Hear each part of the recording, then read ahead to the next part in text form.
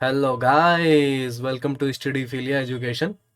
सो दोस्तों, जैसे कि हमने फ्रांस की सीरीज स्टार्ट कर दी है जीके की। और दोस्तों, हमने एक पार्ट ऑलरेडी डिस्कस कर लिया है। मैं उन सभी बच्चों से, उन सभी स्टूडेंट से गुजारिश करूंगा कि अगर वो पहली बार इस वीडियोस पे आ रहे हैं तो फ्रांस की जो पहले की वीडियोस डली हुई हैं उनको आप ज़रूर देखें। आज जो हम डिस्कस करने वाले हैं फ्रांस का पार्ट टू है। बेसिकली इसको मैंने इम्पोर्टेंट फैक्ट्स पार्ट टू में ही डाला है। और ये जो है सीरीज इम्पोर्टेंट फैक्ट्स की चल रही है, जिसमें मैं फ्रेंच रिवॉल्यूशन का पार्ट वन लेके आ रहा हूँ। हालांकि दो या तीन पार्ट में ख़त्म कर दूंगा फ्रेंच रिवॉल्यूशन। बहुत ज़्यादा लेंदी नहीं करना है क्योंकि हमें सिर्फ एग्जाम पर्सपेक्टिव से समझना है। और दोस्तों, अगर हम फ्रांस पढ़ रहे हों, है ना, तो अगर हम फ्रेंच रेवोल्यूशन ना पढ़ें तो ये समझ लो इनकम्प्लीट है हमारी प्रिपरेशन। तो बहुत सारे जो मैं आपको बता दूं, जो एक बेसिक बैकग्राउंड मिलता है आपको समझने के लिए फ्रांस को, है ना, वहाँ की सोसाइटी, वहाँ का सिस्टम क्या था पहले, है ओवरऑल। तो ये काफ़ी इंपॉर्टेंट होता है। इवन यहाँ से भी एक से दो क्वेश्चन बन जाते। एवरी ईयर एक क्वेश्चन तो पक्का होता है, फ्रेंच रिवॉल्यूशन से पूछा जाता है। तो इस वीडियो में पहले तो एक बैकग्राउंड हिस्ट्री में आप स्टोरी समझाऊंगा, स्टोरी बताऊंगा। जो इम्पोर्टेंट फैक्ट्स हैं वो भी आएंगे। तो इस, है ना, वो मैं इसी में बताऊंगा भी। और आगे की इसी के जो फ्रेंच रिवॉल्यूशन के पार्ट वन, पार्ट टू या पार्ट थ्री होंगे तो उसमें भी आपको फैक्ट समझने को मिलेंगे। तो कॉम्प्रिहेंसिव तरीके से, एकदम लूसिड वे में, जो बेसिक से जिनको कुछ भी नहीं पता उनको ये सारी चीज़ें समझ में आएगी। जिन्होंने कभी फ्रेंच रेवोल्यूशन नहीं पढ़ा उनको भी समझ में आएगा, है ना। तो दोस्तों, हम देरी ना करके फ्रेंच रेवोल्यूशन स्टार्ट करते हैं, है ना। तो आइए देखते हैं। ये जो मैंने स्लाइड लगाई है, ओवरऑल फ्रेंच रेवोल्यूशन का जो आउटब्रेक होता है वो कैसे हुआ था। आई मीन, तो बिल्कुल जैसे आपने मूवी मूवी देखी होगी कि जिसमें हीरो को एक्सीडेंट हो जाता है या कुछ हो जाता है, वो हॉस्पिटलाइज होता है। फिर वहीं से फ्लैशबैक में स्टोरी स्टार्ट होती है ना। हम देखते हैं, तो उसी तरीके से थोड़ी सी मैं स्टोरी बनाऊंगा आपको समझाने के लिए, ताकि आप ग्रैब कर पाओ और अंडरस्टैंडिंग बना पाओ, है ना। तो है ना, तो वो चीज़ें हम समझेंगे। और ऐसा नहीं है कि स्टोरी को मैं बहुत लेंदी करूँगा या एक दो घंटे की वीडियो, ऐसा कुछ नहीं है। क्या मैं की डिस्क्रिप्टिव और शॉर्ट वे में रखूँगा ताकि आपको अच्छे से समझ में भी आए, और जो आपके एग्जाम पर्सपेक्टिव से इम्पोर्टेंट है वही आप समझें। पढ़ाने को दोस्तों मैं बता दूँ, फ्रेंच रिवॉल्यूशन इतना बड़ा है कि एक पूरी बुक लिखी जाती है ना, लिखी भी गई है। तो बहुत कुछ है फ्रेंच रेवोल्यूशन, बट हम उतना ही पढ़ेंगे जो हमारे एग्जाम पर्सपेक्टिव से इम्पोर्टेंट है। तो मैं बार बार आपको इसीलिए बता रहा हूँ दोस्तों, है ना। सो देखा जाए तो दोस्तों, 14 जुलाई 1789, है ना, जो लेट सेंचुरी है 18th सेंचुरी का, वहाँ पे एक इवेंट होता है फ्रांस में। फ्रांस के एक पेरिस शहर है ना। तो वहाँ पे एक इवेंट होता है जहाँ पे आउटब्रेक होता है फ्रेंच रेवोल्यूशन का। ये हुआ कैसे, और क्या, और कैसे हुआ था, फ्रेंच रिवॉल्यूशन कैसे, इसका आउटब्रेक कैसे हुआ था, वो अब यहाँ पे हम समझते हैं। तो सबसे पहले यहाँ पे ये समझना होगा दोस्तों कि जो किंग था, है ना, लुई 16th, फ्रांस के, जो कि 20th ईयर के थे जब उनकी शादी हुई थी। आगे वो भी मैं आपको बताने वाला हूँ। कुछ ऐसी सिचुएशन हो गई थी दोस्तों पेरिस शहर में, जहाँ पे किंग को कुछ सोल्जर, है ना, डिप्लॉय करने पड़ गए शहर में। तो अब होता क्या है दोस्तों, उस समय ऐसी सिचुएशन बनी हुई थी। लोगों ने उसको अलग ही तरीके से डिपिक्ट किया कि यहाँ पे राजा ने क्यों यहाँ पे ये डिप्लॉय कर दिए सोल्जर्स, है ना। उनको ये लगा, कुछ लोगों ने ऐसा बोला कि वो लोग लड़ने आ रहे हैं, और वहाँ की जो जनता थी, है ना, वो भी लड़ाई के लिए तैयार हो गए कि भाई राजा ने हमें पकड़ने के लिए या मारने के लिए सोल्जर डिप्लॉय कर रहे हैं पेरिस शहर में। तो इसको देखते हुए वहाँ की जनता ने क्या किया, वहाँ पे एक फोर्ट था, बेस्टाइल फोर्ट, आपको मैं बता दूं, जो फ्रांस में, पेरिस शहर में ही। अभी वो उसका नामो निशान नहीं है, हालांकि आपको मिलेगी नहीं, आगे मैं चीज़ें बताऊंगा अभी। उसमें क्या हुआ दोस्तों, उन्हों उ- उन बेस्टाइल जो फोर्ट था उस पे इन्होंने क्या किया था, स्टॉर्मिंग की थी। वो क्यों की थी वो भी मैं बता देता हूँ। जब उन्होंने देखा कि राजा ने भेजा हुआ है हमारी तरफ सोल्जर्स, तो एमिनेशन की खोज में जो गवर्नमेंट ऑफिसर्स थे, मान सकते हो फोर्ट फोर्ट फोर्ट फोर्ट थे वहाँ पे, जैसे बेस्टाइल का फोर्ट था, वहाँ पे हथियार, एमिनेशन मतलब हथियार की खोज में वो वहाँ पे घुस गए। और एक बात और मैं बता दूं दोस्तों, जो बेस्टाइल फोर्ट था, अ, उस टाइम पे उसको एज ए प्रिजन के लिए भी यूज किया जाता था, है ना। तो आपको लगता होगा कि उन्होंने ये भी सोचा कि जो वेस्टाइल फोर्ट है वहाँ पे हथियार होंगे, जाके हम वहाँ से ले लेंगे। और जब वहाँ पे गए तो उन्होंने हथियार मिला या नहीं मिला, बट वहाँ पे उन्होंने जो वहाँ पे प्रिजन कैदी थे उनको छुड़ा दिया गया। तो ऐसा क्यों किया, क्या उनके रिश्तेदार थे, ऐसा कुछ नहीं था दोस्तों। सिर्फ प्रिजन को वहाँ पे छुड़ाने नहीं गए थे, वहाँ पे बस वही मैं जो बता रहा हूँ आपको, एमिनेशन के खोज में उन्हें हथियार चाहिए थे, है ना, सोल्जर से फाइट करने के लिए, इसलिए वहाँ पे गए थे। अब आप सोच रहे होगे सारे प्रिजन को छुड़वा दिए होंगे। सो मैं आपको बताऊं, उस टाइम पे मात्र 7 जो प्रिजन थे वो उसमें ऑलरेडी थे, कैद थे, जिनको वहाँ के लोगों ने छुड़ा दिया, है ना। और क्या किया दोस्तों मैं बताऊं, जो बेस्टाइल फोर्ट था उसको तोड़ दिया। आप सोच रहे होंगे कि जब हथियार के खोज में गए, कैदियों को छुड़ा दिए, तो फोर्ट को क्यों तोड़ा। तो इसका एक सिंपल सा सीधा सा मैं उदाहरण देता हूँ आपको। सपोज आपकी लड़ाई हो जाती है पड़ोसी से, या आप लड़ाई करने गए किसी दूसरे गांव में, है ना, या अपने अंकल से, या पड़ोसी में जिससे भी लड़ाई हुई है, आप सीधे उनको मारपीट जो करो करो, लेकिन उनकी एक अच्छी सी कार खड़ी है नहीं, आप क्या करोगे, उसको तोड़ दोगे। ऐसा होता है, आपने देखा होगा दंगों में सारी चीजें, है ना। लोग बसेस को तोड़ देते हैं जब रियोट्स फैलते हैं, जैसे दिल्ली दंगे हुए हैं या किसान के चल रहे थे, लोग बसों को तोड़ देते हैं, ये जो गवर्नमेंट चीजें थे उनको तोड़ देते हैं। अब ये जो बेस्टाइल फोर्ट था, उन्होंने डिपिक्ट किया कि ये जो वेस्टाइल फोर्ट है ये भी राजा का ही है, किंग का ही है, और इसलिए इसको तोड़ दिया जाए। तो वहाँ के लोगों, जो उपद्रवी थे, जो रियोट फैले हुए थे, जो मॉब थे, उन्होंने वेस्टाइल फोर्ट को तोड़ डाला। और क्या किया, वहाँ के लोगों ने वेस्टाइल फोर्ट में जो ईंटें थी उसको लाके मार्केट में बेच दिया। अब सोच रहे होगे लोग ब्रिक्स को क्यों बेच रहे थे, ईंटें जो थी वहाँ की क्यों बेच रहे थे। ऐसा कुछ नहीं दोस्तों, ऐसा इसलिए था क्योंकि वो एक सिंबल था बेस्टाइल फोर्ट, है ना। तो लोग उसकी एज ए याद में उसको महंगे महंगे प्राइस में उसके ईंटों को खरीद रहे थे, इसलिए मार्केट में बेच दिया गया। अब दोस्तों मैं आपको बताऊं, अलग ही तरीके से काफ़ी रियॉर्ट फैल गए पेरिस शहर में और कंट्री साइड में पेरिस के।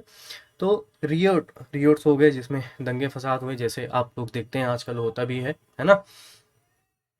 अब सारी चीज़ें ये जो चल रही है पिक्चर हमारे माइंड में, ये जो स्टोरी है, अब हमें हमारे माइंड में ये क्वेश्चन आ रहा होगा, आखिर ये हो क्यों रहा था, है ना, ये सारी चीज़ें हो क्यों रही थी, why all these things happened, क्यों हुआ ऐसा।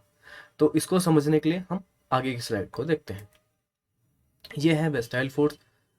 कुछ ऐसे बनाया गया है उस टाइम का जो फोर्ट था, बट अब ये फोर्ट नहीं है, आपको नहीं मिलेगा। फ्रांस में जाओगे, है ना, तो आप मत सोचिएगा कि आपको वेस्टाइल फोर्ट दिखे, आप जब भी आप फ्रांस घूमने जाओ। तो आगे देखते हैं, ये एक फोर्ट है, वही वेस्टाइल फोर्ट। इस तरीके से सोल्जर से लड़ने के लिए वहाँ की पब्लिक्स आ गई थी, सिचुएशन ऐसे हो चुकी थी दोस्तों, है ना। आगे देखते हैं। अब इसको समझने के लिए हमें समझना होगा कि ऐसा हो क्यों रहा था। हमें समझ में आना चाहिए कि उस टाइम पे फ्रेंच की जो सोसाइटी थी वो कैसी थी, है ना। क्योंकि ये जो फ्रेंच रिवॉल्यूशन कब हुआ था, लेट 18th सेंचुरी में। तो जो फ्रेंच की सोसाइटी थी उस टाइम पे कैसी थी, हमें ये चीज़ समझनी होगी। तो मैं आपको बताऊं, बिफोर 1789 जब रेवोल्यूशन नहीं हुआ था, उससे पहले फ्रांस में फ्यूडल सोसाइटी था, जिसको ओल्ड रेजाइम भी बोला गया है ना। इसी को ओल्ड रेजाइम भी बोलते हैं। अगर ऐसा क्वेश्चन आए आपको ये चीज़ याद रखना है एज ए फैक्चुअल, आप इसको नोट कर सकते हो, है ना, फैक्ट है ये। बिफोर 1789 जब फ्रेंच रेवोल्यूशन नहीं हुआ था, उससे पहले फ्यूडल सोसाइटी थी, जिसको ओल्ड रेजाइम भी बोला गया, रेजाइम बोल सकते हो। क्योंकि जो ओल्ड सिस्टम था आफ्टर फ्रेंच रेवोल्यूशन 1789, तो वहाँ पे नए सिस्टम आ गए, वो हम आगे देखेंगे इसी वीडियो में, है ना, इसी वीडियो की सीरीज में फ्रेंच रेवोल्यूशन की। तो उस टाइम की सोसाइटी कैसी थी हम यहाँ पे देखते हैं। तो उस टाइम की जो फ्रांस की सोसाइटी थी वो तीन तरीकों से डिवाइड थी। जो पहला हिस्सा था फ्रांस के ओवरऑल सोसाइटी का, वो फर्स्ट स्टेज में आते थे, जिसमें कलर्जी पीपल थे। कलर्जी में आपको बता दूं दोस्तों, वो लोग थे, जैसे आप, एक एग्जांपल देता हूँ, जैसे इंडिया में उस एशियन टाइम में, जैसे भी आप समझ सकते हो, पुरोहित लोग होते थे, पंडित होते थे, जो राजा के सलाहकार होते थे, ऐसे ही कलर्जी होते थे। हाई हाई पोजीशन पे जो अथॉरिटी होती थी, ऑर्गेनाइजेशन जो चर्चेज होते थे, है ना, फादर हुआ करते थे, वो कलर्जी में होते थे, जो राजा के साथ देश को चलाते थे, सारी चीजें, है ना। तो और दूसरी चीजें, दूसरा जो पार्ट था, है ना, जो सोसाइटी का जो दूसरा पार्ट था, वो था नोबिलिटी का। इसमें लोग, इसमें जो थे, आप इस तरीके से समझिए, इनके पास काफी सारे लैंड थे, और इसमें जो राजा के ही रिश्तेदार, काफी रिच पीपल थे, है ना। ये सारे लोग इसमें थे, जो फ्रांस में काफी अमीर लोग थे, ऐसे आप डिपिक्ट कर सकते हो, जिनके पास लैंड्स थे, सारी चीजें। फ्यूडल सिस्टम क्या होता है, मैं आपको समझा देता हूँ। फ्यूडल सिस्टम वो एक ऐसी सोसाइटी जहाँ पे किंग, राजा हो, या ऐसा शासन हो, और जहाँ पे आप ये समझिए कि जमींदार हो एक, जिनके पास लैंड हो, और उन पे काम करने वाले कुछ लोग हों, जैसे पीजेंट्स होते हैं, है ना। उनके अपने खुद के खेत नहीं होते हैं, वो दूसरे के खेतों पे काम करते हैं, मजदूरी करते हैं, कमाते हैं, उसके बदले में वो टैक्सेस देते हैं इन बड़े लोगों को। तो मैं आपको बताऊं दोस्तों, जो तीसरा तीसरी सोसाइटी का जो तीसरा हिस्सा था, वो गरीब तबके से था, निचले तबके से था।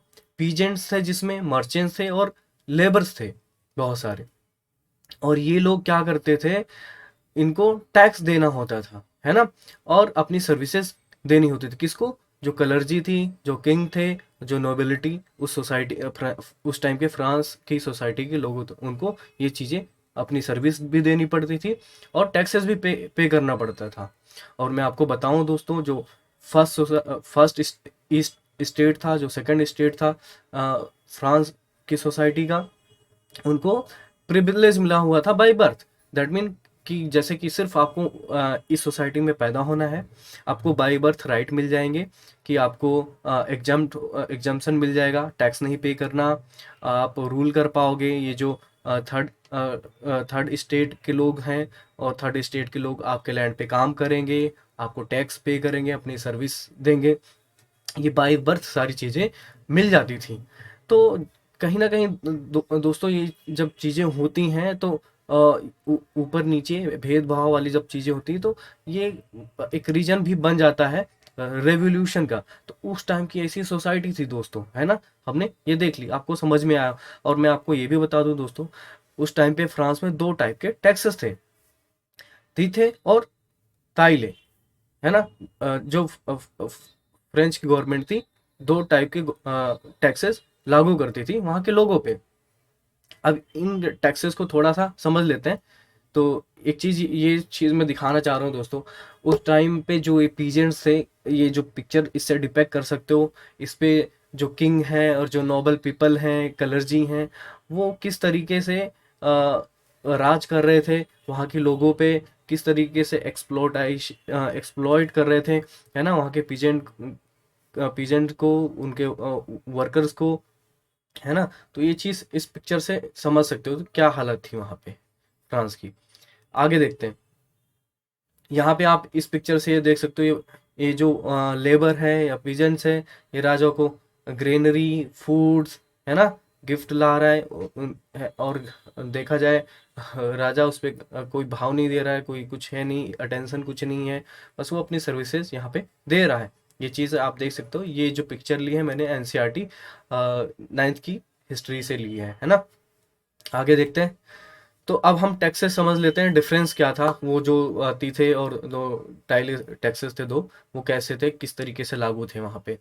जो टीथे था दोस्तों, वो जो टैक्स था 1/10 पार्ट ऑफ समथिंग पेड, मतलब कुछ भी आप उगाओगे, कुछ भी काम कर रहे हो, उसका जो 10th पार्ट का है ना, उसका 1 पार्ट देना होता था as a contribution to religious organization, जैसे कि चर्च, उनको आपको पे करना होता था। और ये कंपलसरी था गवर्नमेंट के थ्रू से, है ना, किंग के थ्रू से, है ना। और जो ताइले था, अलग तरीके का जो दूसरा टैक्स था, वो डायरेक्ट लैंड टैक्स था दोस्तों, जिसपे वो काम करते थे पीजेंट, वहाँ के लेबर, वहाँ के वर्कर, है ना, उनको ये टैक्स डायरेक्टली देना होता था। और ये टैक्स किनको नहीं देना होता था, नोबल पीपल को और वहाँ के कलर्जी पीपल। और इसमें अगला जो मेन डिफरेंस था, जो ताइले टैक्स था, जैसे कि मैंने अभी बताया आपको, डायरेक्टली जो लागू था किस पे, पीजेंट्री पे, और, है ना, और जो नोबल्स पीपल थे, है ना, ओल्ड रेजिम के, जिसको हम बोल रहे फ्यूडल सिस्टम में फ्रांस के, उन पे ये लागू नहीं था, या कलर्जी पे। और अगर देखा जाए जो टाइले टैक्स था, वो किस पे इम्पोज किया जाता था, जो हाउस होल्ड बेस्ड कुछ भी चीजें हैं, जैसे कि लैंड, है ना, या कितना आप पे घर, कितना बड़ा आपका घर है, हाउस होल्ड है आपका कितना बड़ा, या कितना ज्यादा आप लैंड एक्वायर कर रहे हो, उसके ऊपर ये टैक्स कैलकुलेट होता था।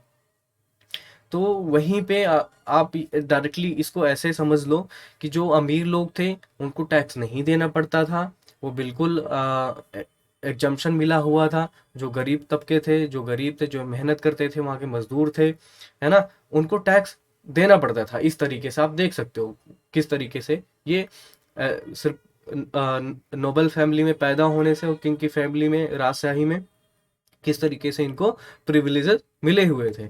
तो ये चीजें बिल्कुल सोसाइटी एकदम अलग ही तरीके से बटी हुई थी। तो एक ये मेजर कारण था फ्रेंच रेवोल्यूशन का।